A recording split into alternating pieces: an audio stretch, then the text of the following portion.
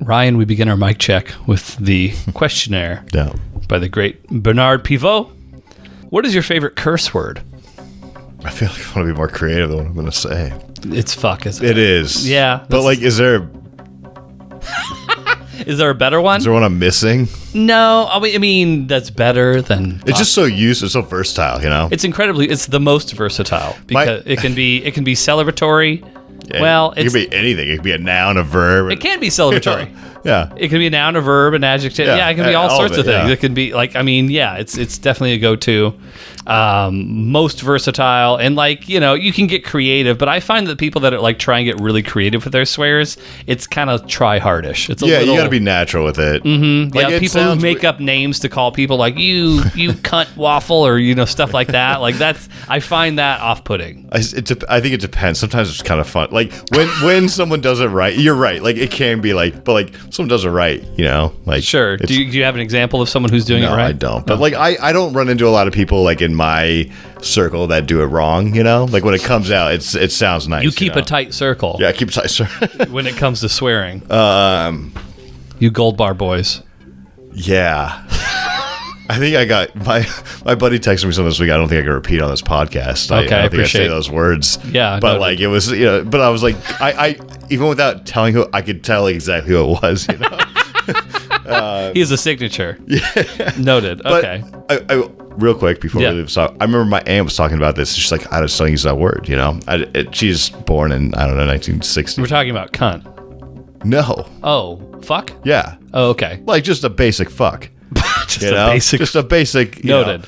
And it's just not kind of a part. And I think it's a part of our everyday language almost. Sometimes it gets dropped at work in meetings. Yeah, sure. Yeah, I don't. But it does. It's been known to do that. Yes, it's pretty common nowadays. I mean, my boss is an Australian by way of the UK, so there's a lot of swearing that happens in our meetings. But I think it's a good thing. We've progressed. Exactly. I can't wait to see what the future holds for swearing.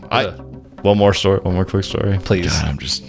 Yeah, I mean, hey, it's been a while. I got to get it all out. When I was 13 or 14. My mom's friend and her daughter were down there. I didn't really like her daughter. She's kind of annoying.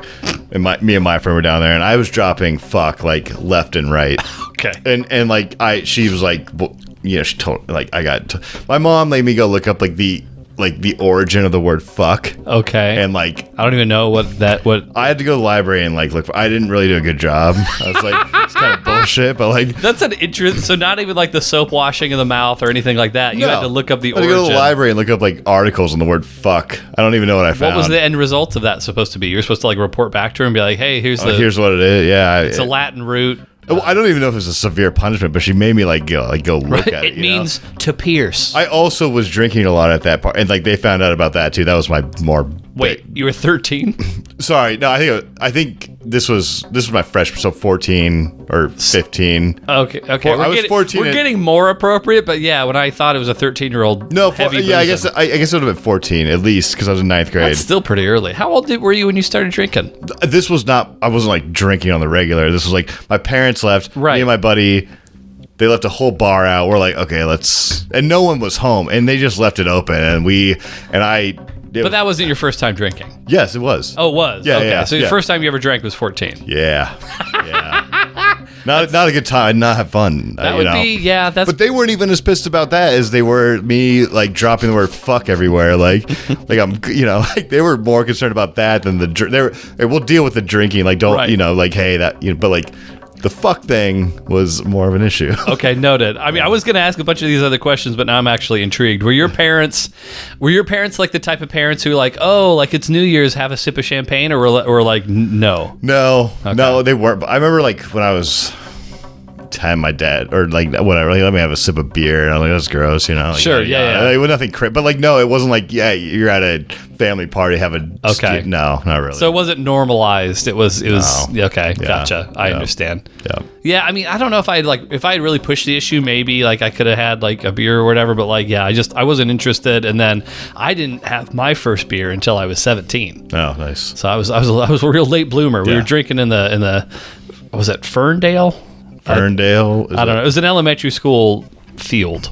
Okay. We were on all the toys and all Good that. times right there. It was a good time. Yeah. I can't complain. My first beer I ever had was Corona. I wouldn't recommend it as a first beer. No, I think it's a lot of people's Probably first beer. It's up there. It's got a reputation, That was the first beer I ever drank. But the first beer I ever had where I was like, this isn't horrible, was Miller High Life. Miller High Life was the first beer that I had multiple beers of. They're basically the same thing. There's people I know that would hang you if they heard you say that. I know. That's right, borderline sacrilegious. Yeah. But no, to make the Corona palatable, I remember we happened to have Mentos. Someone in the group had Mentos. You put it in it? We put the Didn't it fizz? Oh, I think a little bit, but it's not like it was like a Coke or anything like that. So, but I do remember the Mentos made it quite a bit more palatable. Interesting. Yeah. I wouldn't have thought that for a beer. I was desperate to do anything. I was like, this couldn't possibly be worse by adding extra ingredients. So the Mentos is bound to at least be just a net. When I was doing my first sips of Corona, we're probably around 16, 7, whatever. Yeah. And my buddy's like, you look like you don't like this. So I'm like, no, I love it. No, I love it. It's really good. Let's have some more. So this 14-year-old booze-a-thon, was it hard alcohol or was it beer? Goldschlager was the main one. But they had a smorgasbord. For the life of me, I think they left it out to test me, and I failed the test. Noted, yes. But I could have fucking I puked on my sheets. My buddy was there. He threw them in the wash, and then laid me on my side because I'm still puking. And he just and his little brother was like, oh god, this was the dumbest thing. And then I remember waking up on my side, and I'm like, one, I'm extremely thirsty, but my mom's home, so I don't want to step out of my room. And that feeling, right? Sure. Where you just need water, yeah. But I don't I'm not gonna. She's already home. I'm so yeah. I mean, cooked. Setting everything else aside, they would smell it on you immediately. Oh, they knew. Yeah. They knew. But it just was, like I said, back to the point, that was secondary to me, saying fuck so many times in front of their friend's daughter. Well, you learned a valuable lesson that day. Yeah. Curb the potty talk. All right. Well, I was going to go into others, but I don't think we even need to. That we'll just leave it at that. Hard Mark Podcast. Shrimp on the barbie. Shrimp on the barbie. Do you respect that? That's corruption. I could make a fake snake. You not pee in the pool. You not pee on the barbie. All of myself is clean. Welcome to the Hard Mark Podcast, everybody. Rumpus Time is back. My name is Eric Donaldson.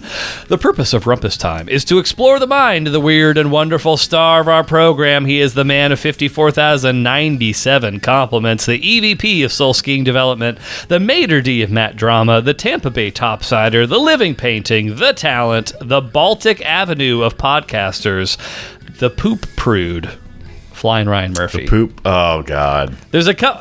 I think when I wrote that, I had one thing in mind, and now that I'm... Is that my last exit? Oh, last exit of what? The camping trip. No, I don't think so. It is kind of now, but I don't think that's when I wrote it that's what I was getting to. But we can talk about it. How's it going? Good. Yeah. Good. I'm glad to hear that. Yeah. We've got some stuff. Some stuff has happened in the break between recordings, Ryan. Let's start with camping. Let's start with camping, then we'll go from there. But we went camping, not just you and I, but a group of. There's a lot of people there. It was a good number. A lot of human beings at that camping spot. Quite the mass of humanity. Yeah. Not quite the peak of camping. Sure? I think we were trying to figure it out. I haven't been there for the peak, but it was you've been enjoying the lull since, but I want to say we for sure hit probably 25 people in our peak years. Some people would argue that was too many people, and that you were it's addition by subtraction. That's a better time now that it's a more select choice few. But I'm just going number wise. I'm pretty sure in between 25 and 30 was the max. But yes, it's a bit more scaled down. I mean, now. what do you think? We have 15? Yeah, I think so. Around there. Yeah. I mean, if you're counting kids too. Everyone who was running around, like yeah, everyone with a heartbeat. God, man, like I was catching some rockets with that kid, dude. You were Spencer's young child from the show, Spencer. Yeah, but I will say, to your credit, I've got a couple of things to your credit to say. Wow. Yes. Thanks. One, which you already mentioned. I haven't even said it yet. Okay. Hold off on the thanks until I say it. Yeah. You may not thank me after I say it. Let's find out. Outside of your interactions with Evelyn, I've not really seen you around kids or anything. And like, especially when like Evelyn was younger, a lot of the interactions would be like, hi, hi, like just that. And well, in fairness, that's all she did to me too. Like if she said even hi, fairness. That's a good point. But like, so I wasn't really, and I wouldn't expect you to go out of your way to like play with the kids and stuff like that. Like that's not something that like, oh, if Ryan doesn't play with these kids, he's fucking out. He's not invited to camping anymore. What a dick. But like you went out of your way and you were playing with the Rockets and stuff like that. They're having a great time. I had to step in and have a great time myself. I guess so. It looked like everybody was having a really great time. So I commend you for for just the willingness to get out there and like you were having a great time with the kids. Only one spill. One little spill with a bum shoulder on my bag. Yeah, I landed on my bag. I was worried for a second. I was like, "Oh, damn! Did I?" I would be worried for you. I was okay. I got right back up. Yeah. I'm sure the hammock settled any loose ligaments or anything that were rattling around in there. Yeah. But yeah, you had every excuse to not go. Broken shoulder. Your car was being wonky. I didn't have an excuse once you were like, we're riding up together. That's true. That was more of an insurance policy on my end. But yeah, every excuse to not go. No supplies, and but you went, and I think you brought a great element to camping. That's kind of you. That everybody, like even the folks that don't listen to the podcast, who had no prior knowledge of you, they came away like I think they really enjoyed your company, your presence. Jordan or Aaron? Aaron did not know you, so Aaron would be one of them. Aaron was cool. No, Jordan was cool too. No, sorry. Fuck that guy. It's just like the mustache. Yeah, the mustache. That just like that guy. Yeah, they were cool. Like I enjoyed the company. So. But yes, Aaron, Jordan Brown. There may be other. I mean, Spencer, I think, has heard the clips Spencer. On. Right. Yeah, you guys know each other. Two new friends that are sure, exactly. Yeah, so. Paxton, I feel like it was a rekindling. Friend of the show, senior hemorrhoid correspondent Chris Paxton. Does he know he's senior hemorrhoid correspondent? I don't know. Heather was like, "Do you think he would really like that being his thing?" I wouldn't. You would. I think I've heard enough about his hemorrhoids to the point where it's like I don't think he'd care that much. Yeah. I don't know. Yeah. I just didn't know if he'd. Yeah. Multiple times I've had to hear him talk about like shoving it back in and like take a band, like a rubber band or something. Like, I'm sure there's a medical device, but essentially rubber band and like squeezing it. Why not just fix the problem? I should have told you about this in the car ride over there. We could have had a whole big conversation about this in camping. Sorry, I didn't know this was that kind of thing. No, it's that kind of thing. All right, that's why he's the senior hemorrhoid correspondent. Well, no, he's not just enough. Some Johnny come lately when it comes to butt growths. But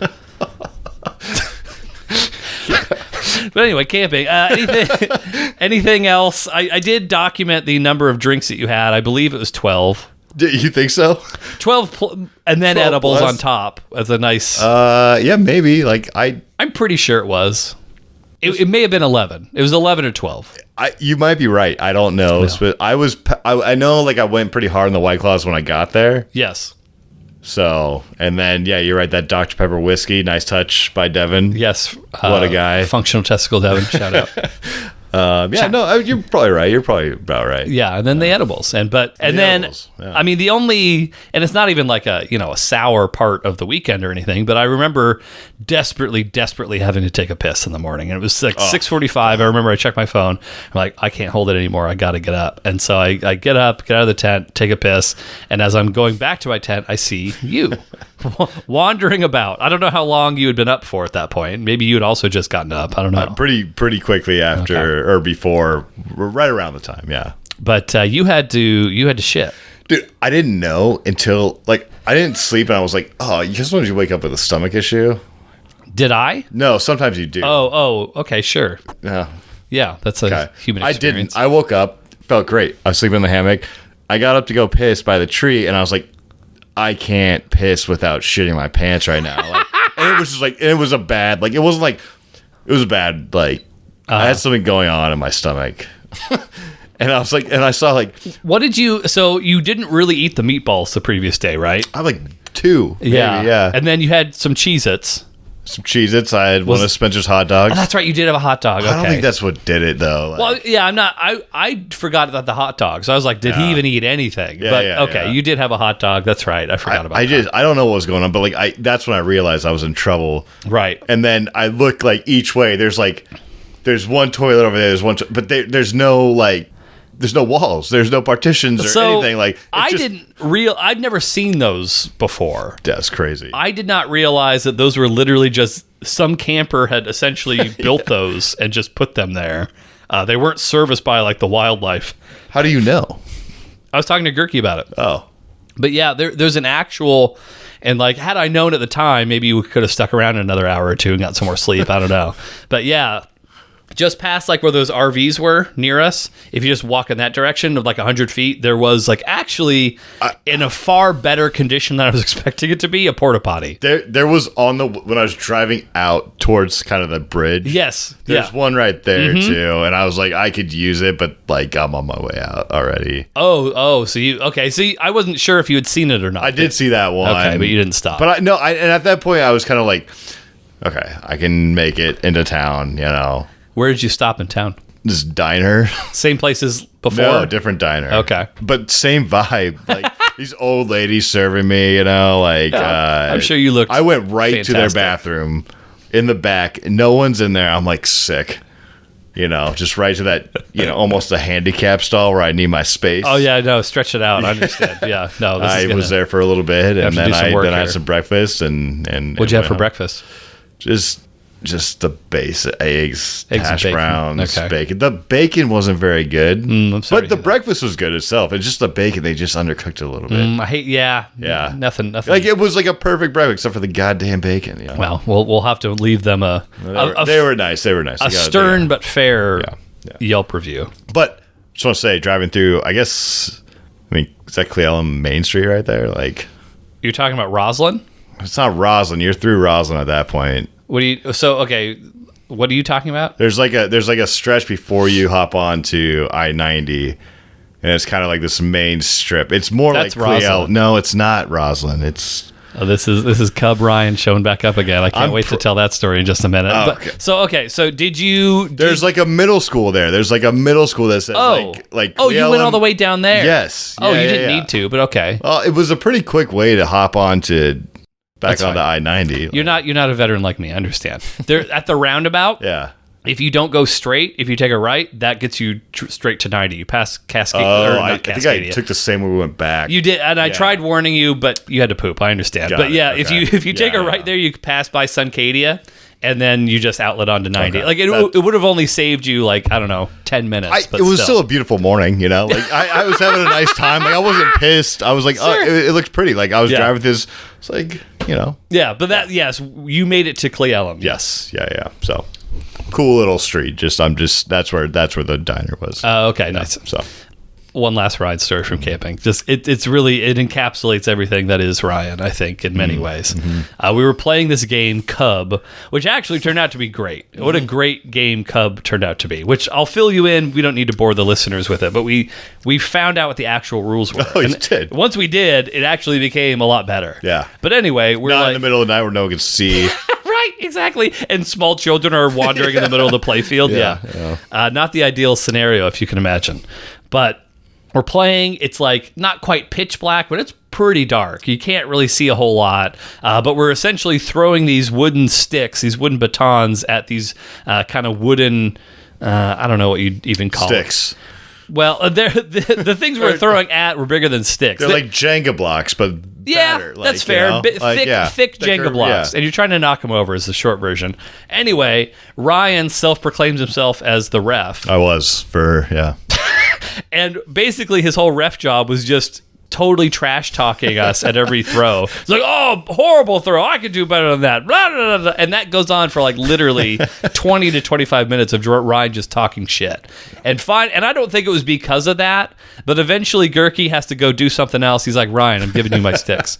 And so literally the very first throw that Ryan does, like the only thing you're not supposed to do, it's kind of like pool, where like you're not supposed to shoot the 8-ball in because that's an immediate loss. There's like a big middle piece in the center of the playfield. You're not supposed to hit it until you've knocked everything else down. Ryan was aware of this rule. He throws and immediately knocks it down and loses the match on his first throw after talking shit for like 25 minutes. Yeah. And that was the beauty of Ryan. Yeah, it was. I was a little bummed that I did that, you know. I thought I was gonna show everyone how to play the game. No, for sure. I could tell you had your Norm Charlton look on your face. You were a regular sheriff out there. But the kids won. They were happy. They were celebrating. They loved that. I thought what was worse was I trying to pack up the bag. Oh. And I'm like, I can't get this thing to zip. Well, no, and that to take that even a step further, I tried to do it first, and then I was like, fuck it, this is a pain in the ass. I'm not going to worry about it. And then, again, Ryan, what are you doing? I can do that way better. And I'm like, fine, Ryan, try it. And then he does it, quits within a minute. Yeah. And then one of the kids immediately just move like one block like in there, like just zip that thing up in a second. Yeah. Yeah. So. They always say how much patience children have, so we saw a demonstration of that in real time. But anyway, that's camping. That's camping. A good time had by all. Year 24, fun times. I have this note here. This may be quick. Did you do anything on the 4th of July worth talking about? I know it's been like forever since the 4th of July at this point. Did we not have a podcast before? Nuh-uh. Oh, well, before the 4th of July, we had not one since. After? Nuh-uh. No. I felt like interesting. Yeah, no, like I was in Bothell and it sucked. Like and it was even like we had people over, like it was just, but there was just like Bothell is like the worst place to like do a 4th of July. We were on the roof, cool. Like we went to McMiniman's, right? Yeah, I got a salad that I took home to go. That I had the next day because I didn't eat it. Like Anyway, like no, it was kind of a lame 4th. You want to be up north when you want to be in this like you want to be in Granite Falls doing the 4th of July. Could you see? I'm assuming you could see fireworks from the rooftop. You could hear them. Oh, really? You could hear them. I didn't see much. No, interesting. Because I mean, all my neighbors were lighting off a shitload of fireworks. It's Everett. You want to be up north, you know. Bothell's the biggest pussiest city fireworks wise I've ever dealt with. You know, like pussiest city fireworks wise. Yeah, I wouldn't. I'm just saying. Good times, good people, but I'm just saying, like, if you're looking for a 4th of July type of thing, don't go to Bothell. Like, okay, you know, noted. That's my only thing about it. Otherwise, not much. Okay, all right. I'll keep that in mind. A couple of follow-up things here. I confirmed, and again, it's been a bit. It's been a minute. I confirmed the extra credit dissection for my biology class. I know. I didn't like that at all. It was a cat. 2 people independently verified that went to my junior high. I guess like if like it's fine, like if they're already like but like I wouldn't do it. I wouldn't touch it. I couldn't. What if you were failing biology? Oh, damn. My parents are just all over my ass. You've been drinking, that's right, saying fuck all the time, and you're failing biology. You're not only you not going to the dunk tank, Ryan, but guess what? You have to open up this fucking cat. That's essentially what it was. So it was all kids that were either like on the verge of flunking biology, and so like well, fuck, we have to go see this cat get dissected. Or it was like super nerds who were just like, oh yes, indeed, I would love to see the cat's reproductive system when it opened up. Like, you know, it's like just that, and there's no middle ground. Like anyone who could like afford to not be there wasn't there. Yeah, I don't know. I think we did pigs. Yes, yeah, we talked about this before. I think pigs was standard. This was the next level. I'm not extra credit. I'm an animal guy. I'm not saying like everyone's a piece of shit who did it, but like I'm like a lot of them probably like, you know. But yeah, I can't get some boundaries on there with your biology teacher. You know, I'll tell Mr. McCarty that next time he and I run into each other. All right, this is a controversial one. So, quick step back. I think most of the people that listen to our program listen to kind of both sides of it, the wrestling side and the Rumpus time, but maybe not everybody. So for anyone who's unaware, at the end of every wrestling episode, I usually will do, well, I always do, Eric's Wisdom Tree, where I kind of pass along a piece of wisdom to the listeners, to indirectly to Ryan. Ryan thinks it's more applicable to him than it really is, but it's more just things that I've, encountered in my day-to-day life that I think are worth sharing. The last Wisdom Tree was about wiping. It was about wiping. Basically, like, hey, maybe try it's been a few hours, try wiping. Just to see. And then Ryan got all up in arms. He's like, anal leakage, but maybe you need to go to the doctor. Da, da, da. Did you go to the doctor? I fucking didn't. Okay, yeah. Fucking didn't go to the doctor. Fuck yeah, dude. Don't go to the doctor. Pussy ass Bothell doctors and their pussy ass fireworks. Anyway. So I told after you left, after you refused to wipe for me, and I was willing to wipe for you and show you. Very kind. But you wouldn't let me. Anyway, I told Heather what had happened, and she's like, "Oh yeah." Like she 100% agreed with me. Yeah. She was like, "Yeah, you should. Yeah, that's great advice." And then friend of the show, Functional Testicle Devin, talked to his wife, who coddled you. You love her because she's a fucking enabler. Enables all of your monkey shines and the best tomfoolery. But she was on board too. Really? So I have a theory. Okay. I think because men are so...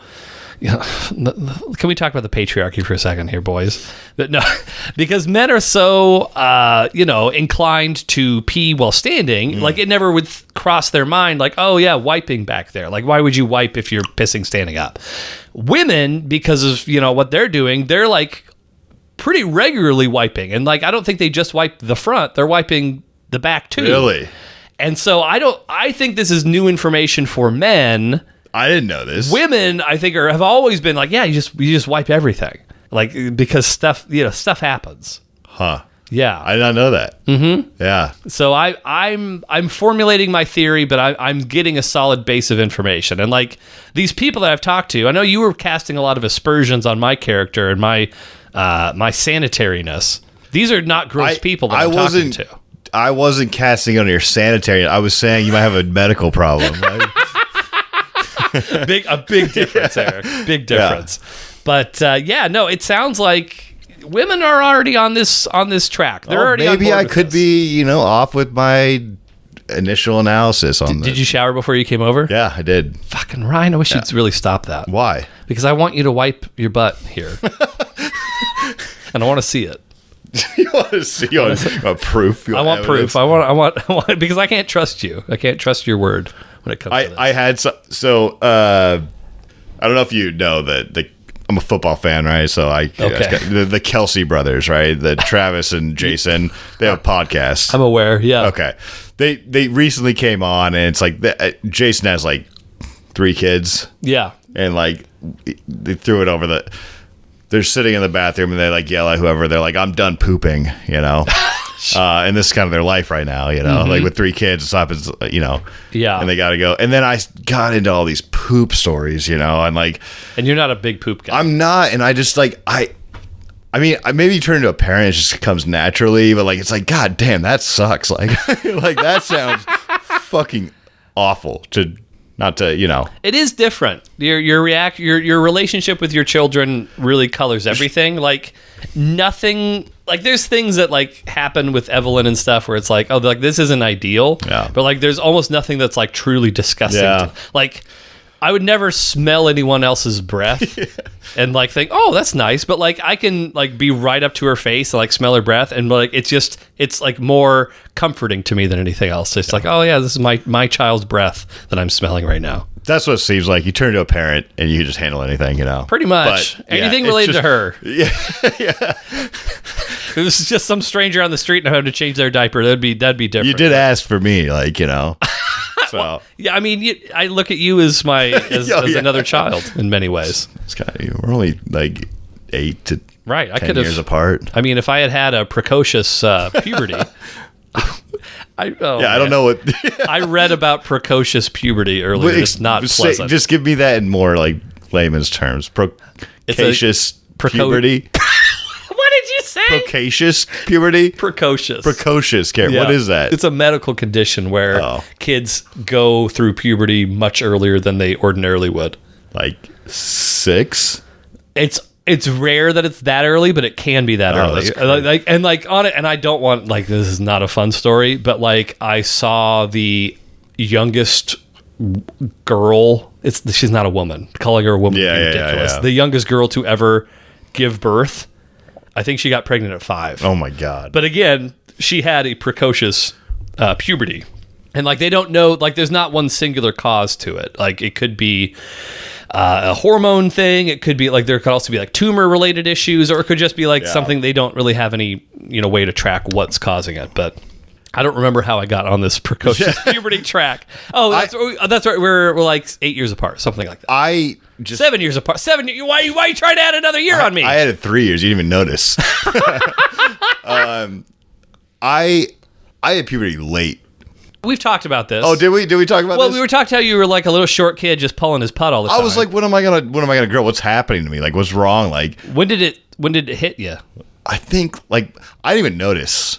Like I was desperate for my voice to crack in like 8th grade, so I was going through puberty. Never happened. Like all my friends were like having their voices crack, not me. Like right. I don't know, like 15, like my voice started getting like my mom noticed first. She's like, it's like I don't. And then I kind of grew after that. I didn't notice that either. Like, you know, I didn't notice all these. I must have just been sleeping when all this stuff happened. Yeah. So anyway, that's I don't know what you call that. What would be the opposite of precocious? I don't know. I'll do some research. Yeah. Were you pregnant at 15? No. Oh, okay. All right. Yeah. No. Okay. So that's the wiping thing. That went places. Last bit of business. And then, I don't know, we'll get into science or something maybe. I don't know. Hulk Hogan died. Yeah. I already did like a 25-minute spiel solo the day that it happened. So if you That'll be good. I might listen to that one. I mean... I might listen to that one. Yeah, that's... I haven't listened to it back. Like, I was not like I was like super emotional or anything. I think you have a take on... Like, there's a lot of controversy around it, right? Yes. And I think you have like... a lot of love, but also the story. Sure. And I think like that would be a good take on I think I haven't listened to it yet. I don't know, like maybe it sucks. Dig your hole even deeper because I whitewashed the hell out of that man. But no, I'm just saying like that would be like an interesting like take on someone who grew up with them and then also kind of knows the backstory and all that stuff. Like, yeah, and like the reason I did it was less about like people need to know what I think about Hulk Hogan, and more just like, oh man, there's a lot of thoughts that I have in my brain that I just need to purge. There's like this poison in me that I need to expunge, and so that was the main reason why I did it. So I didn't have any notes. I just kind of went with what my thoughts were over the course of the day. But yeah, so as we were talking about off air, I found out within 10 minutes of the news breaking. I happened to be on Reddit and saw it. And then you were the first person to text me afterwards. And then it honestly, and I won't rehash everything that I said on that thing, just that was part of the reason why I wanted to do it, because I knew that if we were talking about it, it would go on for forever. But it felt like a weird birthday with the amount of messages that I was getting from people. Yeah. Like, I heard from people that I'd not heard from in literal years texting me about Hulk Hogan. And, like, some people, I think, more or less were like, oh, I saw the thing about Hulk Hogan, I thought of you, whatever. I think some people were like, oh, I hope he's not, like, really distraught. I was thinking that, too. Like, when I told you, but, like, when I didn't want to be like, Hulk Hogan died. Right. I just want to be like, are you following the news right now? Yes, like, I didn't want to break it to you in like cause I felt like I'm not the one to do that, Like it has to go through some other, like I could tell you and then maybe you look at some other like source. But like, sure. I just wanted, like it was obviously pertinent to the, like. It was. Yeah. So. Yes. No, so yes, I do remember that now. I forgot. Are you following the news? And then later that morning, just like probably within a half an hour or something, I got a text in all caps from, I don't know, they can be friend of the show, even though I don't think they've ever listened to it. My Cheldo. Hulk Hogan, all caps, mind you. Hulk Hogan dies, and then died. and all I could think to respond was, I'm so glad this is not how I found out. Because, I'm a husband and father. Like, I have so much more pressing things than, like, taking this celebrity death personally, but I will say when I first found out, it was like a little bit of a gut punch. Yeah. Like, shit. Yeah. Oh, fuck. Like, oh, wow. I didn't really know how to react. And like, there was only one point in time during the day. There wasn't anything that caused it in my in the room, going on in the world, whatever.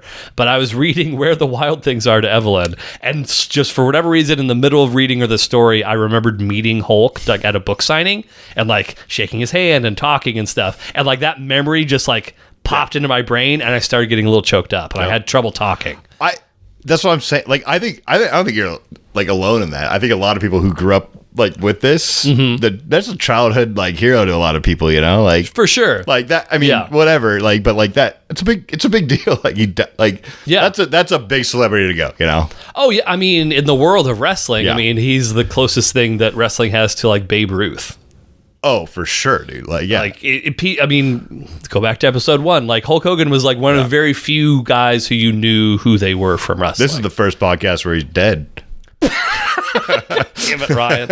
This is true. This is the... I don't know what that has to do with anything, but yes, this is the first podcast since he's dead. Yeah.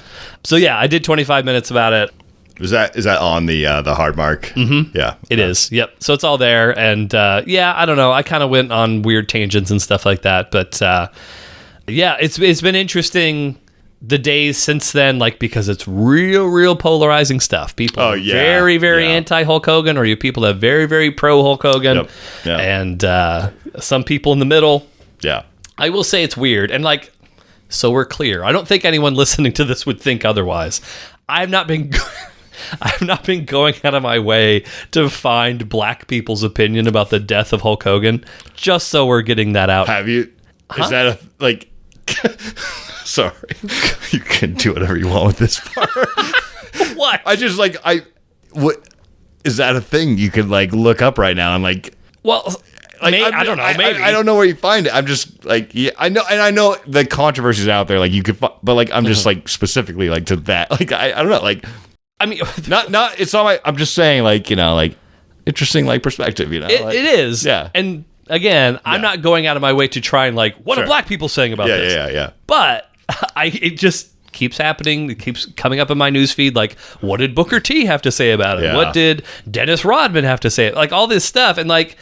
A lot of it is like complimentary towards them. Like there are, of course, people. I bet it is. Yeah. It seems like a lot of the people that had the one-on-one interactions with him were fairly complimentary. Well, I think that's God, I don't even know if I want to go here now. But, I mean, it seems like that's like, you get a lot of outsiders who have like a lot more opinions than the people who actually like got the chance to like know it or whatever. Like they have probably a different perspective on him than, but yeah, whatever. Like there's absolutely a morality brigade that like, are just pouncing, and like there's no room for any sort of nuance to any of this.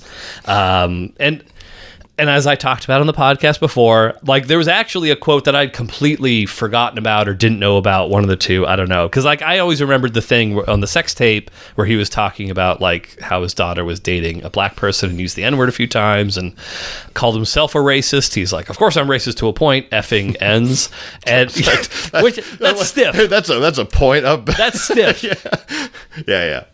I did not realize until the day that it happened. There was another thing that also I think had been recorded. And like, I believe this was in response to his son's car accident where the passenger in the car basically became like he was in a coma. I don't know if they ever came out. I don't think that he did. And like Hulk was like worried that because of these transgressions of his family that when they died that they would be reincarnated as black people. Like that was an actual fear that he had. And it's like, holy shit, this is crazy. Like I can't justify any of these things. All I can do is really just be sad for like a very large piece of my childhood is no longer physically here, which is kind of a bummer and a weird thing to kind of make terms with. But Hulk Hogan of 2025 was not making a lot of precious memories for me to hold on to. So it's not something where it's like, oh shit, there were so many more Hulkamania memories that were bound to happen. So I don't know. Yeah, it's a 2025. It's a weird time to like for a lot of people. Yeah. So and I mean, again, there's a lot of stuff going on with Hulk Hogan. It is what it is. You can make sense of whatever you want to, but for me, it's like it's a bummer about my childhood, but I get he was a very flawed individual that kind of did his own thing, but he had a huge influence on professional wrestling. Oh yeah. With that in mind, and you can choose to believe me or not, we're going to do some Hulk Hogan stuff that I'd actually had planned for months. No way. So, Ryan. A wave is like a twister. The science, Ryan. Yeah. To tie in with what we were talking about regarding the Hulkster, Hulk Hogan, I'm going to have you rank Hulk Hogan theme songs.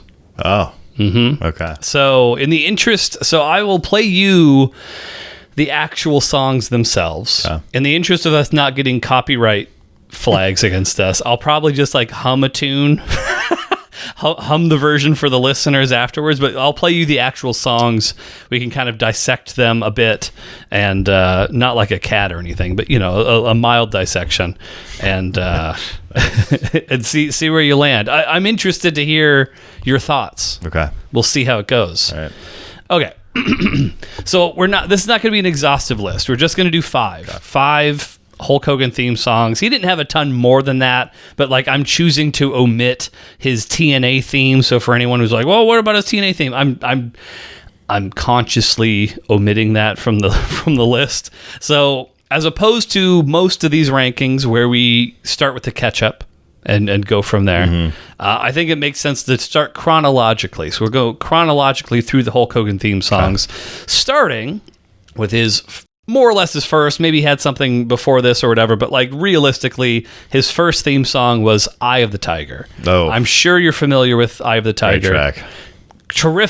Terrific cut. But that was not even. That was a Rocky thing too. Right? It was a Rocky thing. Yeah. So the reason Hulk started using it. So "Eye of the Tiger" is specifically from Rocky 3. Yeah. Have you seen any of the Rocky movies? I haven't. You haven't seen one of the Rocky movies? I think we've talked about this before, but it's always... Yeah. Should I? Yeah. You should. Okay. For 1 through... So 1 is the best, I think, objectively. 2 is very, very good. 1, I think, won an Academy Award. I don't recall. I believe it. Yeah. 1's great. 2's excellent. 3 is good, but it starts getting campier. So depending on how you feel about a little bit of cheesiness to it, your is that what you mean by campier? Yes. Okay.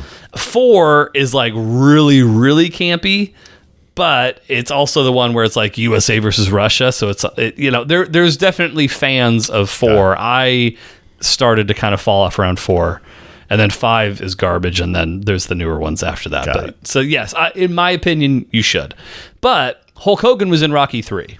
And so he didn't have a huge part in it. The main villain of Rocky 3 was Mr. T.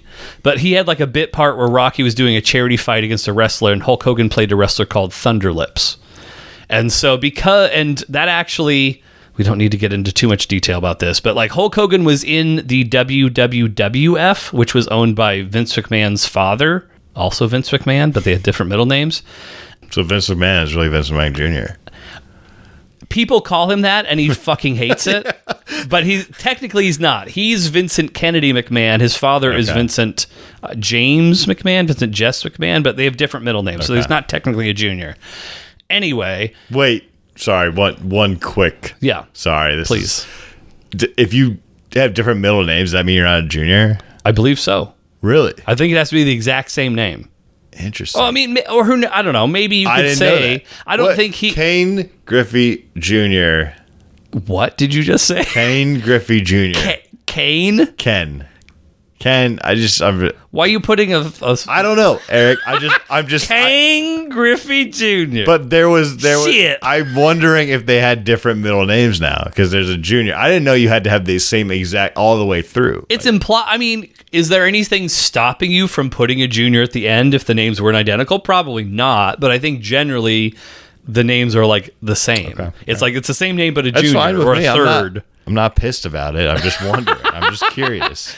That's my understanding. I could be wrong. I'm not an expert on nameology, but that's my understanding. But anyway, Hulk wanted to do Rocky 3, which, I mean, of course he would. Vince McMahon, we'll just call him Senior even though he's not, was like, if you do that, you're not working in the WWF anymore. So Hulk was like, okay, bye. So he did the movie, and then he went to Minneapolis, Minnesota, to work for the AWA for a while. And so after Rocky came out and was a huge success, he adopted Eye the Tiger, which you already know the song, but we'll just play it for posterity's sake. And one, like, you don't have to consider this element of it. Like, it's worth considering, in my opinion. But, like, obviously we're listening to songs, but another element to think about in a wrestling capacity is, like, imagine the crowd response when, like, the first chords hit. So, like, nowadays we know that there's kind of like a formula to it, like Steve Austin's glass shattering at the beginning of his song, or like The Rock, if you smell, like that. There's things that like immediately happen where people are like, oh shit, it's Hulk Hogan or whatever. They didn't necessarily know those things back in the 80s. Like, now we have it down to a very fine science. But anyway, so okay, Survivor, Eye the Tiger. I mean, I don't think there's a song that fires you up like this. No. And imagine, like, Hulk Hogan coming out to, like, beat up some Russian. Right. After the U.S. won. Fuck yeah. Or that was against Canada. But yeah. Either way. Right now, dude. Yeah. Yeah, okay. And, I mean, I know you know the song, so you can just tell me when to shut it off. I mean, I like, what you want to put this, it's got to go number one right now. I have to, hold on. It might not even leave number one. Okay, really quick, because we shouldn't talk while the song's playing, because, again, I don't know what the copyright rules are, so I probably can't do it. So repeat what you just said. You can talk. Sorry.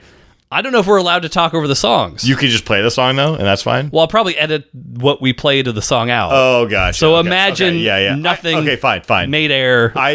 That's a song that just like lives in my head forever, you know? Like, right. You hit I don't think of Hulk some Hogan Russian when I is see in the it. ring. But like, you hear that song, you want to jog, you know? You want to jog up some stairs, you know? Like the big ass. I did jog up the Rocky steps. Did you? I did. In Philadelphia. I had some. Did you have the headphones on? Listen to that. I did not. I have dad shoes on though. That was cool. What do they call it? New Balance. New Balance. Yeah. White long socks.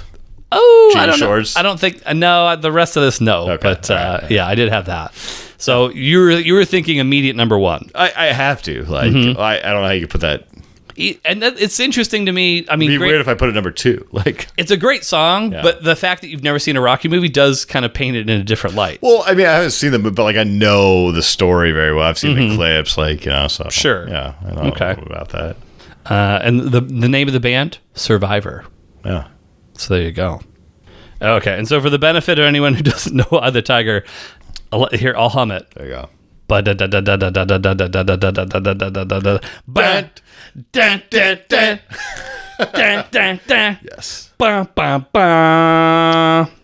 So on and so forth. Anyway, so that was his like early 80s theme. I think actually he came out in WrestleMania 1 to Eye the Tiger, and like shortly afterwards they kind of stopped using it because they were like, oh, we don't want to pay for like licensing for this, and that's becoming a thing here in the mid 80s. So they should pay for licensing of that. Yeah, Vince McMahon. Vince Jr. So then, after they moved along from Eye the Tiger due to the aforementioned licensing things, the WWF created their own theme song for Hulk Hogan. Now, a lot of people don't know this, but Real American, which we'll get to in just a minute, was not the first WWF created theme song for Hulk Hogan. There's actually one that's just called like Hulk Hogan theme. Maybe it had an official title or something, but for anyone, an old head like myself, who had the wrestling album that the WWF put out, there was Real American on there, which was meant for a tag team, Barry Windham and Mike Rotunda. And then a different track on that album was the Hulk Hogan theme song. So that's what we're going to hear right now. Okay. Are you ready? I am. Okay. There's been a shittier version. It's very heavily inspired. That was the Hulk Hogan theme song. I mean, I'm stating my opinions from a place that I didn't necessarily grow up with that song. I understand. You know, and nobody did. I think he used that specific song for maybe a couple months. Okay, yeah, I didn't really love it. Really? Yeah, no, I just like no. Interesting. It's no. Okay, let me hum it for the Mark Maniacs. Dun dun dun dun dun dun dun dun dun dun dun ba ba ba ba ba ba ba ba ba ba ba ba ba ba Hulk da da da Hulk da da da da da da Hulk da da da Hulk da da da ba da da da da da do do ba da da da do do do do do do do do do do do do ba ba ba ba ba ba ba ba wow. It was good. I think the way you're humming right now sounds like the most generic humming like anyone does for any song in the world. I challenge you to hum better than I just I hummed. can't say I would, but I'm just saying like Ref Ryan comes back out. Generic humming. That's fucking Tiger Dad. Yeah. Just nothing's good enough for him. Number I think 3. I did a pretty damn good job. You didn't hit any of those posts at all, dude, when you threw that. I did Hulks. I know. Dun to the Hulk. It was a metaphor, Eric. It was a metaphor for the game we played. If you would have done the Hulks, I could have just focused on the melody for the record. Okay. Anyway. You did what you could. So you didn't like it? I didn't like the song that much, no. You didn't like it? You didn't like it, or you didn't like it in compared to Eye of the Tiger? I think I'm going to see what's coming up.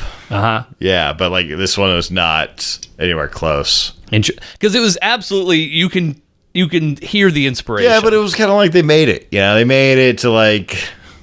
Go on. I mean, they made it to like, you know, hey, you can't do Eye of the Tiger anymore. We made this song. Oh, sure. You know, yeah. It's just not that good. It's heavily, heavily, heavily inspired. It's not like a cover necessarily, but it's definitely, the inspiration is there for sure. Reminds me of Vince McMahon sitting in like the boardroom, like, you know, is this song going to work? Like, you know, like... So, is this a de facto 2, or are we putting this somewhere lower? It's got to go lower. Where To be fair, I got to put that 5 now. Whoa! I don't know. Maybe get bumped up. I don't know. I have to see the rest. Like, Okay. You know, I'm just... But like, yeah, if I can be extreme, Eric. Just my opinion. Yeah. And we'll get to... This next song that we'll be hearing is like the WWF theme of Hulk Hogan. Okay, when good. people think of Hulk Hogan in the WWF, this is the song that they think of. Yeah. Taking everything that you said and just putting it aside for the moment, when I revisited this song that we just heard, the original WWF Hulk Hogan theme song, I was like, man, like I still think like Real American is very iconic, but like in my opinion, I didn't think you would have lost that much going to this song. I thought this song was great, and I think it hit a lot of the same beats of like, you need to have the solo, the guitar solo going. When he's posing, you got to hit all these things. Like, I thought it was actually a really good theme. It's just not...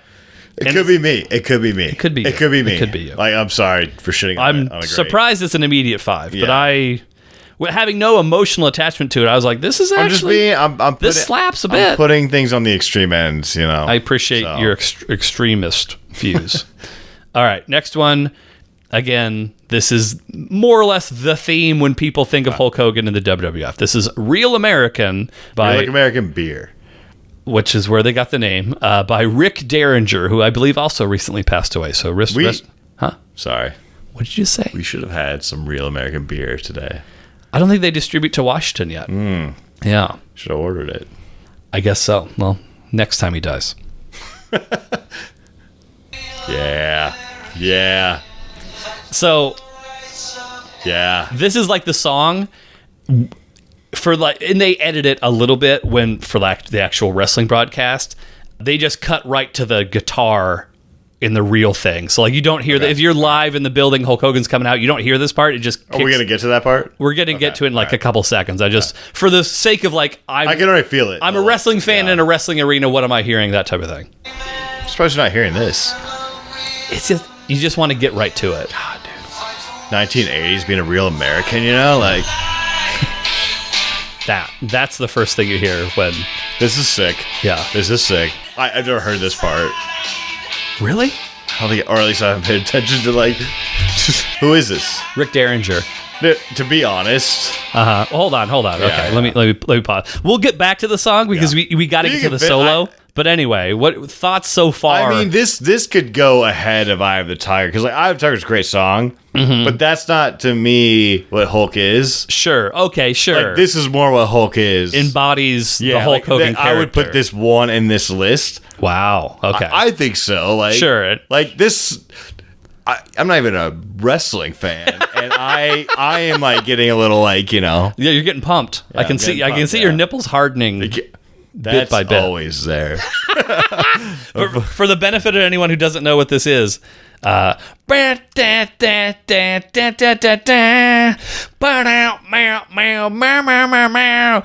it comes crashing down and it hurts inside. And if it helps, Ryan, I performed this live. Your talent show in high school. No, that would have been good. Yeah. At several karaoke nice. establishments. Yeah. The tippy top of all the times that I've performed this live was in Berlin. Actually, no, I take that back. Munich at an Irish karaoke bar. So how did it go? It went really well. Nice. It actually went pretty well. Yeah. People were... I won them over with my enthusiasm. Yeah, I bet. I'd like to think. I think if you go up there with that in Ireland... Yeah. You have to go with some enthusiasm, you know. Well, imagine you're in an Irish karaoke bar in Germany, and then it only multiplies. Oh, wait, I'm sorry, you were in Germany. I was in Munich, Germany. Oh, you said you'd be... Okay. In an Irish karaoke bar. Okay, my bad. Yeah. So I mean, that might same thing applies. I think. Yeah, you know, like definitely. Yeah. They loved it. This was actually after like probably $150 of kamikaze shots as well. But be that as it may, we'll go back. We got to get to the. All right. So when we get to the guitar solo, imagine that is the point where Hulk Hogan. He's won the match. He's won the title. Whatever. He's fucking going apeshit posing. He's hitting the chest. They play it after he won or like before? Well, they play it before when he's coming out to the ring, but it's Hulk Hogan. Hulk Hogan wins. That's what, if there's one thing Hulk Hogan does, Not he on wins. my list. He wins. Yeah. So after he wins, the fans, they got to see him pose. So he fucking just goes ape shit. He's hitting double biceps. He's hitting all the bodybuilding shit while the solo's going, and he's doing it to the music. It's fucking incredible. Anyway, let's go back. Eventually, there's like a female backing track that hits, and that's good too. I like that part. And then here's the female. So he's just fucking posing, and people are like, fuck yeah, Hulk. And he's going to all four sides of the ring, and he's like, are you going to be fucking loud for me? And they're like, fuck yeah. And he's like, not loud enough. Let's see this side. Oh, man. This is a good track. This is great. Like, I have to put this number one in this context. Yeah. Okay. All right. Yeah. Real American. I don't think this is going to get beat. You never know, but probably not. But, I don't want to speculate. So we've got Real American at 1, Eye of the Tiger 2, a steep drop off to there's a title. I'm just calling it the Hulk Hogan WWF theme at number 5, unfortunately for it. But there's still time. There's still room. Okay. Brief history lesson. So Hulk Hogan leaves the WWF due to a bunch of factors. Vince is focused on the youth movement, whatever. He exits the WWF, which means he's not using Real American anymore. They don't, like, the WWF essentially has the rights to that song. So fast forward a year or so, and he makes his way to WCW. He now needs a theme song to use in WCW. God. He put out his own album at some point in time. This was like the main track on that album. For as much as that one song that we heard was like very derivative of Eye of the Tiger, this song, which is called American Made, is essentially like, how can we just do Real American but different enough where it's not going to get us sued? Yeah. So this is the WCW theme for Hulk Hogan called American Made. What years was this playing? So this song that we're going to hear, I want to say is 94. Real American had to be like 95, or excuse me, 85. Okay. So about a 10-year difference. And like, say what you want to about Real American, it's very genuine. Yeah. There's no, like, it's not 85. That was maybe the peak, like people are going out, they're seeing Rambo. They're fucking exactly. They're eating their Domino's pizza. They're loving being Americans. And like, there's not a hint of irony to it. I don't think that this next song was meant to be ironic, but like, not to color your opinion. When I heard it, I was just like, this isn't it. Well, let me make up my own mind, Eric. I will allow you that. I will do you that service. Oh God. So again, you have to have the Hogan's posing after the match, guitar solo. He's going ape shit. Let me ask, Real American, was that made for Hulk, or was that? No. Okay, so that's what I'm saying. Like, so Real American yeah. was made for a tag team called the U.S. Express. For wrestling, though. For wrestling. So it was meant as a wrestling theme, but it was for a tag team. Okay. And then I think there was just like, Hulk Hogan's beating up fucking Russians and Iranians all the time. Just fucking give it to just give it to him. He's the Real American. He's the one coming out with the flag. Give it to him. So yes, it was not meant for Hulk Hogan, but it was a wrestling theme. True Social already. Okay, no, but definitely way worse. Like, it just doesn't give me the chills like Real American does, like. I truly hate that song. Yeah, okay, yeah. Yeah, no, okay, yeah, I'm with There's you. The vocals suck and are cheesy it feels as forced, fuck. Very forced. Yeah. The guitar, something about the guitar sucks. I just think the whole production sucks. Yeah, I put that 5. I would agree with that. That. But yeah, you can see what they're going for. Like, oh, we need Real American, but we can't just use Real American. So what if we just do something that's...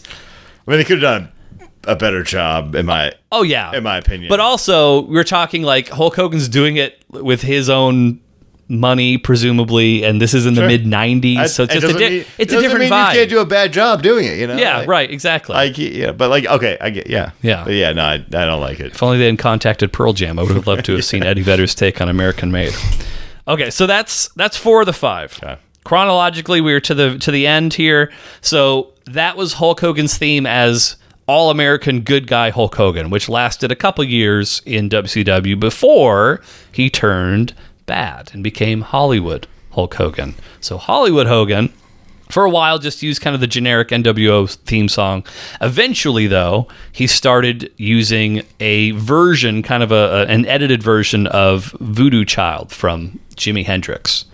And so his version had a lot of quotes from the NWO peppered in, which I've kind of stolen for our intro for our show, where I take your quotes and kind of pepper them in. It's the same idea. Okay. But anyway, so this is bad guy Hollywood Hulk Hogan played to the ring with Jimi Hendrix.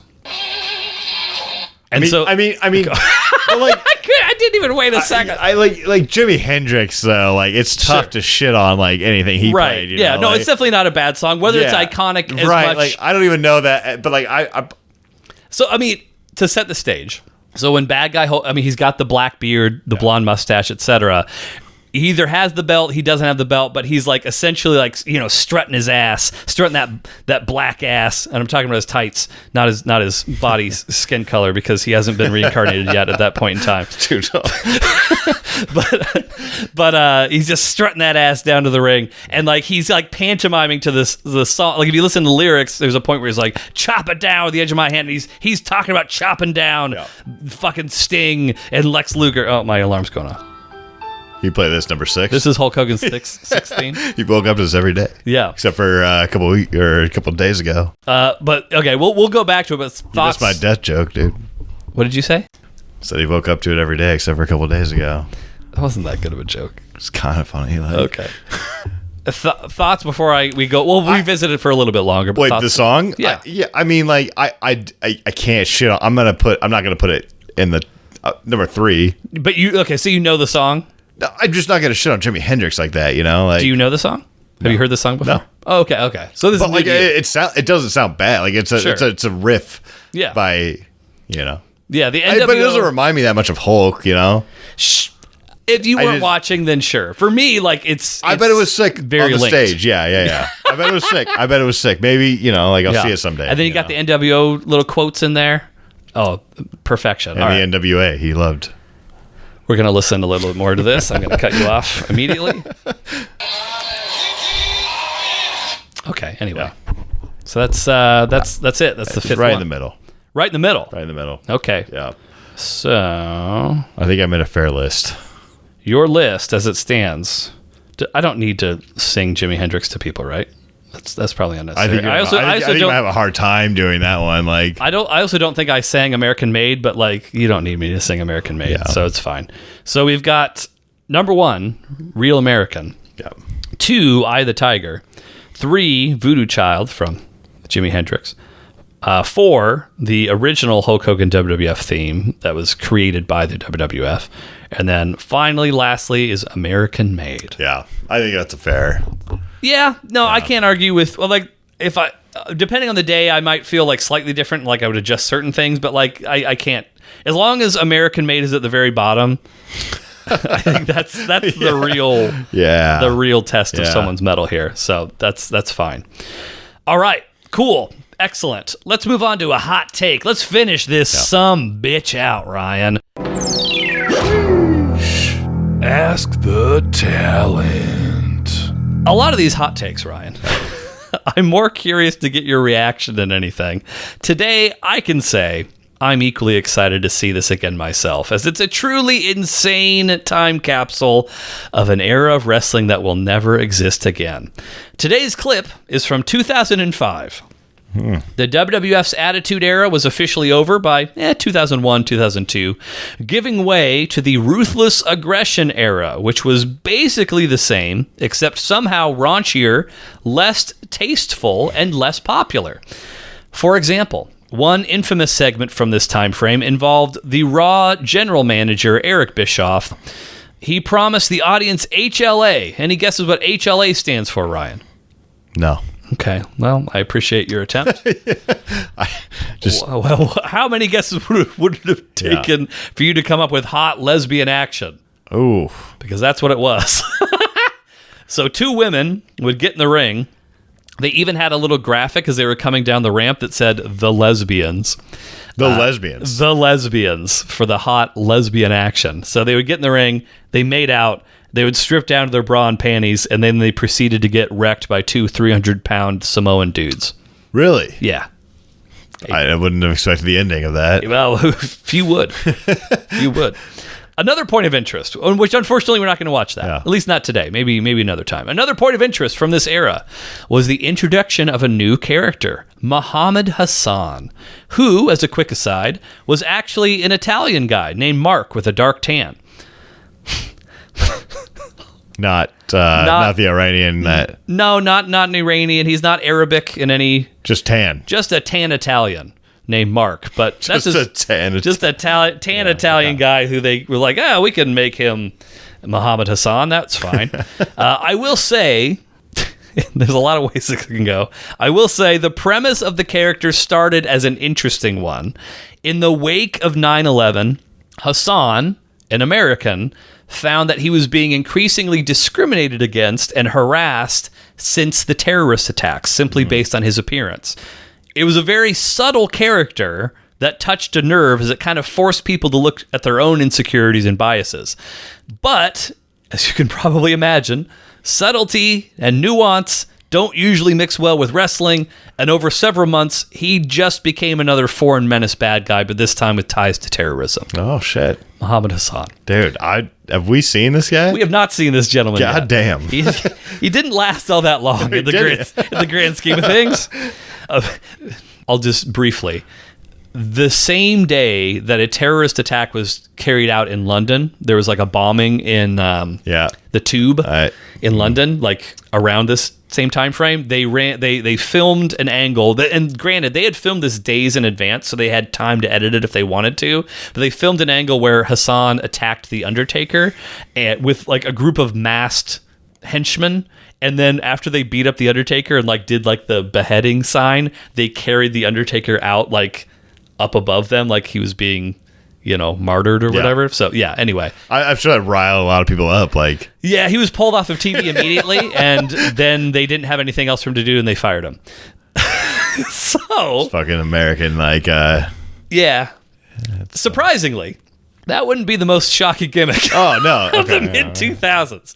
That honor would have to go to Eugene, who was brought in as Eric Bischoff's quote-unquote special nephew, who, as a quick aside, was actually a neurotypical guy with a receding hairline named Nick. What do you mean neurotypical compared to... His character was not portrayed as being neurotypical. The man... the man playing the character was, but the character was a special needs gentleman named Eugene. You see, despite Eugene's special needs, he was a wrestling savant. He was like the Rain Man of wrestling, and he was obsessed with classic wrestlers like Hulk Hogan, Steve Austin, and The Rock. This was driven home even more when WWE did a series of film parodies to promote WrestleMania in Los Angeles in 2005. Steve Austin did a parody of Gladiator, where he basically did the speech that Maximus gave. Triple H did the speech from Braveheart in full Braveheart regalia and whatnot. And Eugene, well, he was Forrest Gump.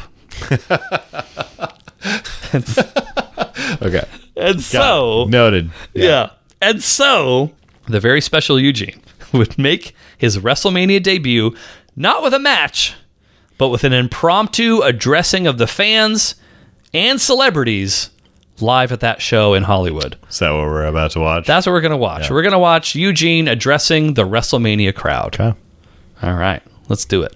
Hey, look at, oh my, it's our friend Eugene. I thought he had a busted knee. He's not supposed to be here on WrestleMania.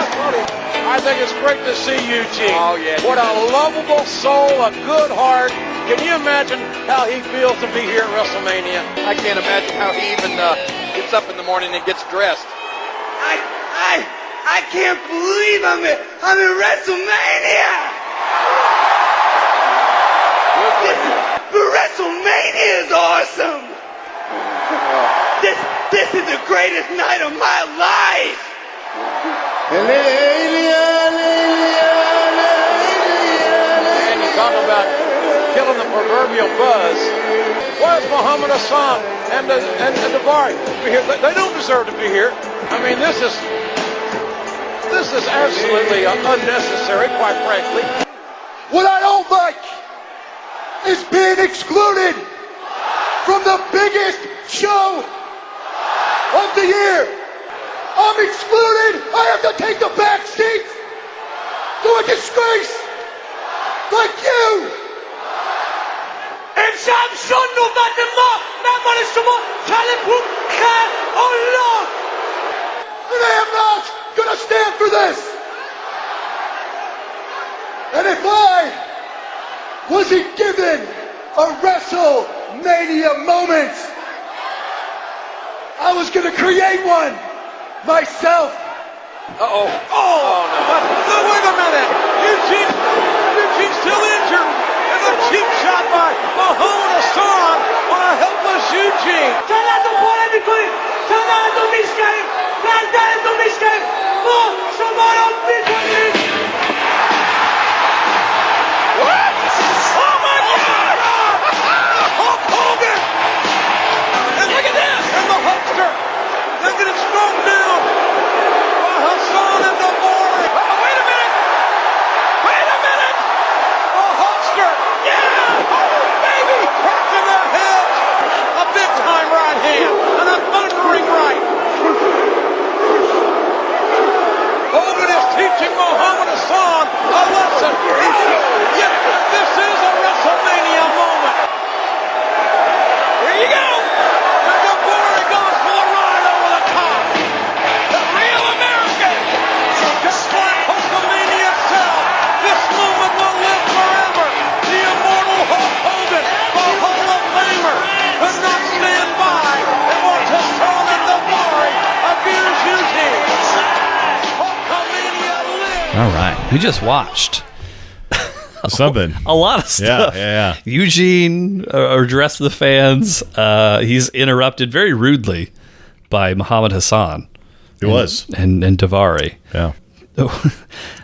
I'll do a quick summary. We'll get your thoughts, and then we'll put it up against something else. So, quick summary: Eugene, he's like talking about how at WrestleMania 3, King Kong Bundy had a team of him and a couple of little people, or midgets, as it were, against another normal-sized human and a couple of little people, and he's just talking about midgets for a while, and he's like, "Oh, midgets are awesome, but WrestleMania." Quick, Eugene. Was the visual of Eugene, did it match what you had in your mind after my description, or how was it different, if it was different? I didn't expect that. And what do you mean? What were you expecting? I mean, he's sucking his fingers on the like Yes. like He's sucking his fingers. He's doing the open finger that one, clap. yeah. He's like patting his own head. Yeah. It's real heavy-handed. Oh, there's something going on with this guy. Like one of those types of things. Like it was a very... But it was very, like, to your point, that it was of the times. It was of the... well, I didn't say that. What I did say was, say what you want to about the fact that they're having him do this, like... probably fucked up even for 2005, let alone for now. I'm just saying, like... But my point was... Go look at South Park for 2005 and see what, is going on. Yeah. My point was, say what you want to about the fact they're having him do it. His performance... pretty good. Very good. Pretty good. Yeah. Like, if you didn't know any better, like, you could very easily think, like, oh, I think this guy, like, actually is, like, there's... 100%. He's neurodivergent. So is that what Why is that? That's the term. It is. That's not funny. That's an extreme neurodivergence right there. Like, It was pretty extreme. it was pretty. Is that what you say these days? 2025. I Googled it because I wanted to make sure, because I was already making the joke about how Hassan was just an Italian guy named Mark, so I had to call attention to the fact that, like, Eugene is What did they call it back? They didn't call it neurodivergent back in the day. No. What did they call it? What did they call neurodivergent back in the What day? did they call that performance back in the day? You know what they fucking called it. Don't make me say words that I'm not supposed to say in 2025. Just like, you got What? a PC principle on this. The South Park references just keep coming. So anyway, so he does that spiel, and I know I touched you and you didn't want me to touch you. Yeah, you did. I lightly touched you. I wasn't like What was that? grabbing your thigh because he's just doing his spiel. WrestleMania is awesome, and then like it's so fucking ridiculous. Yeah. The comparison of, like, here you have this guy in the ring who's doing his thing, and then all of a sudden you have this, like, Middle Eastern music hitting, and it's like, oh shit, a fucking terrorist is here now. It was wild. Muhammad Hassan. Yeah. Thoughts on our friend Muhammad? It was a contrast to. It was a bit of a contrast. Yeah, like, that's the word I was looking for. Yes, contrast. But again, like, not a bad job of portraying this character. Right. Say what you want to about, like, should they have done this? Yeah. But, like, the performance itself was fine. And I thought it was, yeah. His manager speaking Farsi here and there was a nice added touch and stuff. But the gist of it is, Hassan's upset that Eugene is just wandering out here. He's out in the middle of the crowd. He didn't even get put on the WrestleMania show, so he's not going to wait to be given a WrestleMania moment. Muhammad Hassan is going to take a WrestleMania moment, so he and Daivari start putting the boots to the injured Eugene. They do the beheading symbol, whatever you want to call it, which I think you thought I was joking about. I did. I was going to say something racist before that. And then that happened. I was like, no need. Yeah, no, they're taking care of this for me. Great. But yes, they do the beheading signal. Put Eugene, this is the name of the move, sir, in the camel clutch. Put him in the camel clutch to make him humble.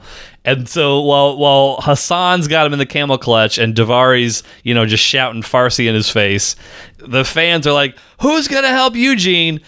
Da, da, da, da, da, da, da, da. Real American hits, none other than the Hulkster, the 2005 version.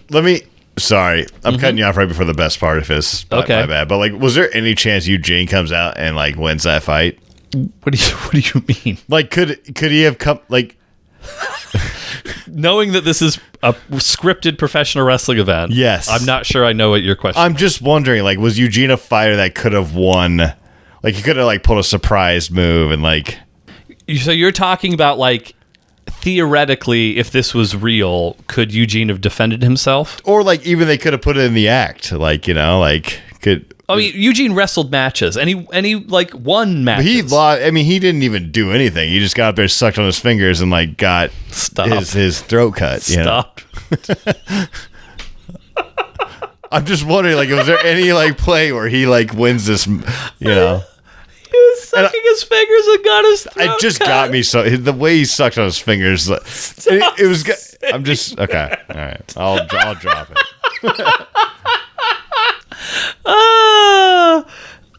In theory, yes. There's a scenario...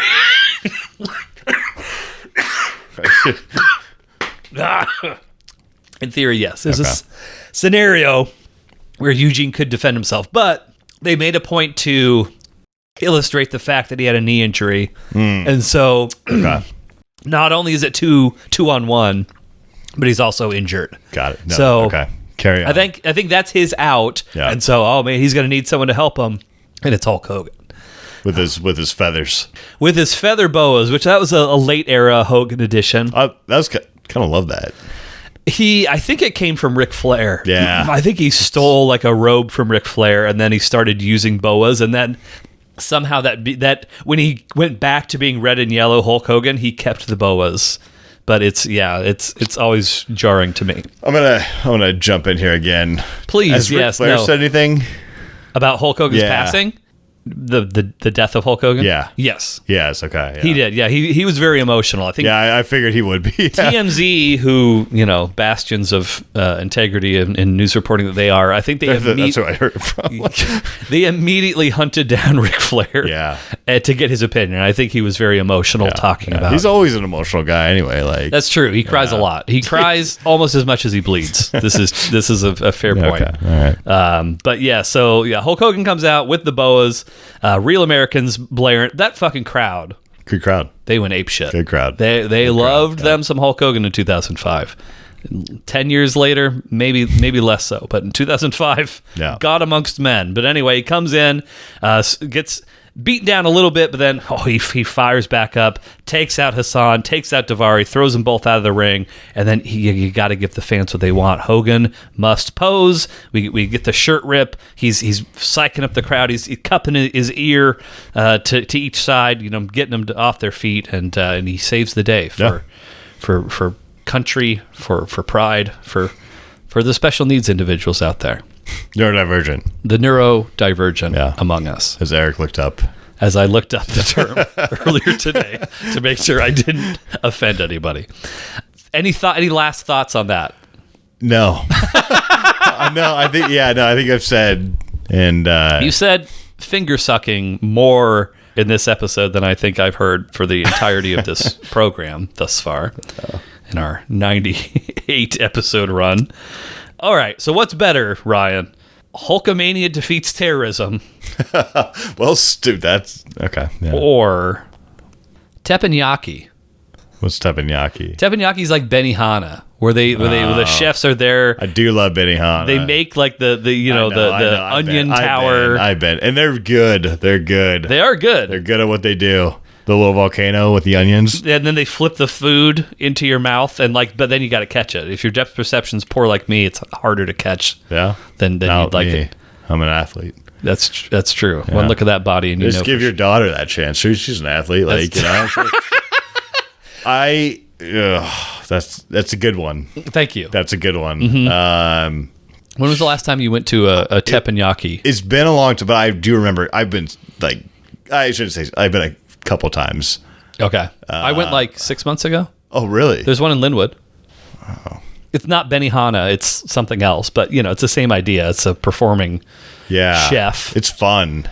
It is. It is fun. Those are good. And the food's not bad either. It's less fun when your daughter, who isn't wearing shoes, tries to walk across the floor and then her socks become black with oil. Not the grill. Yeah. No, not the grill, luckily.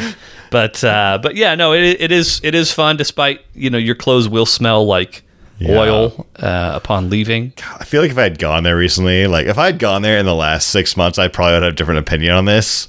Maybe. It might be but that was pretty good.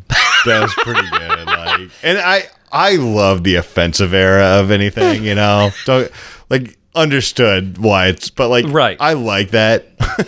There's things were simpler back then. I love the time era for that too. It's in its own good place away from today. But it was good, Mm-hmm. I think I'd take the match over Benihana. Oh, ooh, that was close though. That was a good pick. You mulled it over. I did. Wrestling 6, things that are not wrestling 1 is the record thus far. Things are not. Oh, really? It's that much. It's that much. Wrestling's. You're throwing some good matches. There's some good intros here. I'm not trying to stack the deck, but All right. Well, that is it. I don't know how long this thing's gone. It feels like it's gone on a while, but we also had an interruption from my little baby daughter. But rate and review on your preferred platform, iTunes, Pocket Cast, Spotify, etc., etc. Like and subscribe on YouTube. Oh man, the YouTube thing. I've been saying this for a long time. Like, I'm going to be better about the YouTube. Guess what? YouTube's better. Officially. Every episode that is posted to our main feed just automatically gets added to YouTube. So the days of us being several days to a week or two behind on YouTube, those days are over, baby. So you can follow us just as easily on YouTube as you do anything else. Give me some clips. Put it on TikTok. We'll okay. I'll do that. I'm not going to do that. What? No, nothing. You wouldn't do anything with the clips anyway. I would. I put them up on my profile. No, you wouldn't. I would. No, you wouldn't. I would. If I sent you a clip, yeah. What is the penalty if you don't put it on your TikTok? That's a good question. Like if I sent you a clip yeah. and it was not on your TikTok by the next time we record, what do I get from you? What can I do to you?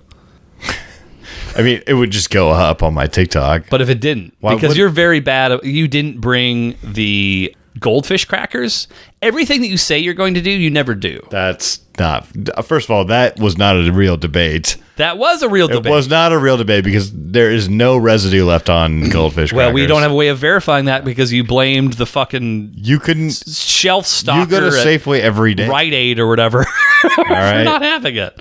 What do I get? What do you want? Your soul. That's a dumb answer. Give me $20. Yeah, sure. Okay, so you will pay me $20 if you do not. Yes. So if I send you a clip, what clip are you going to send? I don't know. Send me something now good. Now you're giving me ideas. And my name's on that profile. So I was just planning on sending you a random clip, but now that you're concerned about what clip it might be, I might find it good. I hold, everything. Like, you got to send me something good. Okay. Right? Put it what length? 60 seconds or less. Or less. Okay. Yeah. All right. I can make that but happen. You can't make me look like an asshole. Like, and it just okay. I'll probably just send you a clip that I already have made from a previous. It'll be my first post on TikTok. Okay. I got. Are you gonna? Do you know how to work the hashtags and stuff? Of course, I know how to work the hashtags. Okay. Hulu chip dance. I don't know what the fuck that means. It's just a hashtag that used to be big. Hulu chip dance. I don't know. It's just a hashtag. We're off like a turd of hurdles. Thanks, everybody. Pussiest city, fireworks wise, I've ever dealt with.